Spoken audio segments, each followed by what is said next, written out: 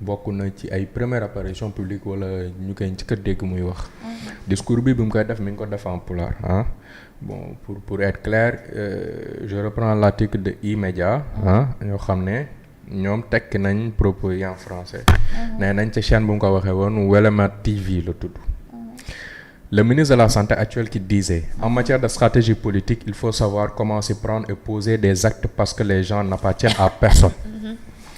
Il faut mettre en place une démarche qui fait que les gens viennent vers nous, adhérant à notre vision et acceptent de voter pour nous. Okay? Au niveau du ministère donc de la Santé, à chaque fois que je reçois un CV, la première chose que je fais, c'est de demander si cette personne est militante ou non du PASTEF. Je répète, le ministre qui dit, au niveau du ministère donc de la Santé, à chaque fois que je reçois un CV, la première chose que je fais, c'est de demander si cette personne est militante ou non du PASTEF. Parce que ma priorité, c'est de recruter ou bien de placer à certains postes des gens du parti. Ou bien du projet. Fatima, ku wax lii nag moom lañ ko dénk bu jaxasoowee warul bett kenn koo xam ne yow da nga assumer publiquement ni yow booy recruter booy xool CV yi li la ci ëppal solo mooy kii ban parti la bokk ndax parti Pastef la bokk ndax ci man la faree parce que da ngaa jàpp ne politique kat dañoo war a indi nit ñi ci ñun. kon moom ministère bi recrutement wu ministère bi moom daf koy politiquer waa lii ban ministère la du ministère de la culture de waxuñ ko mu tànn kan mooy directeur Sorano wala kii ce n'est pas comme si la culture n'était pas importante mais je veux dire qu'aujourd'hui on parle de la santé maanaam wérgu yaramu nit ñi moom buy xool kan lay liggéeyloo ci wérgu yaramu sénégalais yi li ko ëppal solo du ndax moo ëpp xam-xam ci ñi nga xam ne ñoo postulé ci job bi du ndax moo ëpp expérience ci ñi nga xam ne ñoo postulé ci job bi du defal ko enquête de moralité ba xam du loolu moo ëpp solo li ëpp solo moom li muy njëkk a xool mooy ci ban parti nga fare ndax ci partem nga far kooku nag Fatima domaine d'activité bu ñuy gérer bu tagga témbee wala mu amee jafe-jafe warul bett kenn loolu mooy bi njëkk ñaareelu mbir bi mooy aujourd'hui état continuité la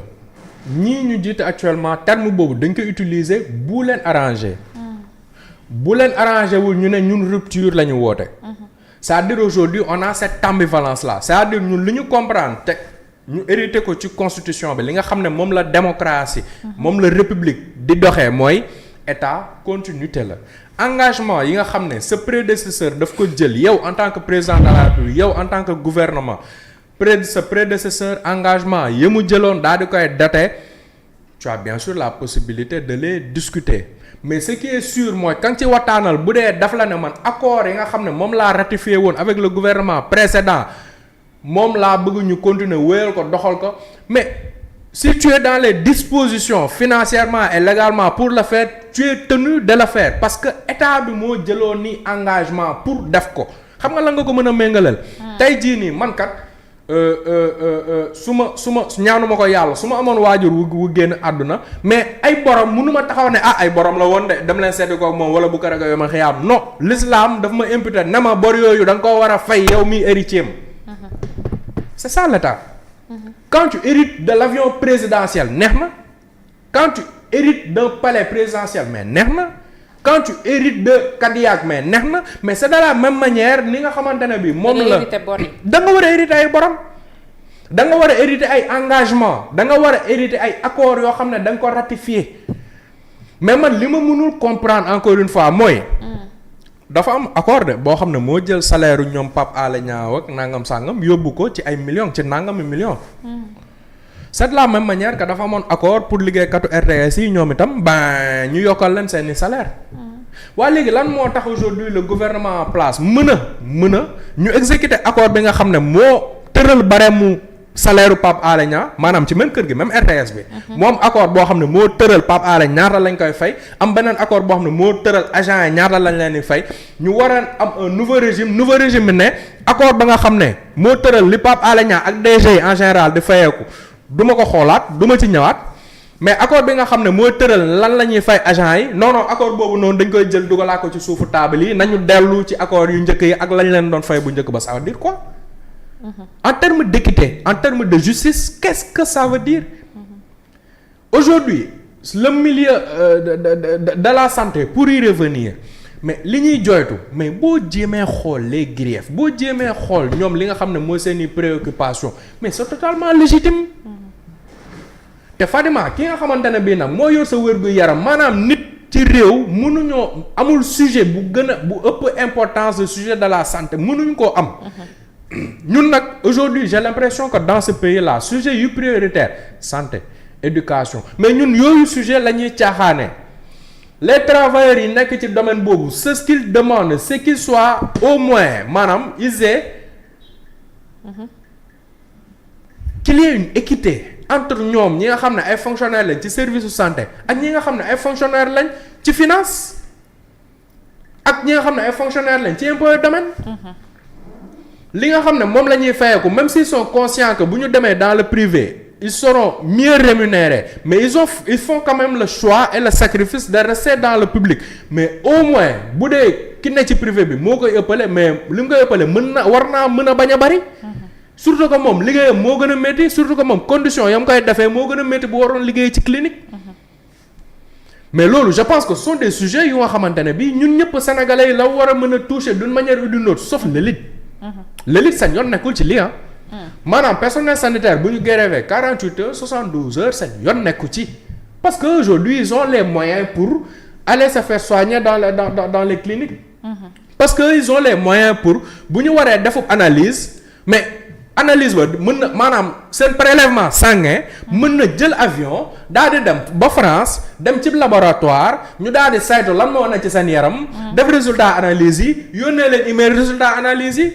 kon kooku ñun tey ki ñu war a defal analyse man mi dëkk Géejawaay bu ñu grévé mais kooku yoonam nekku ci en réalité.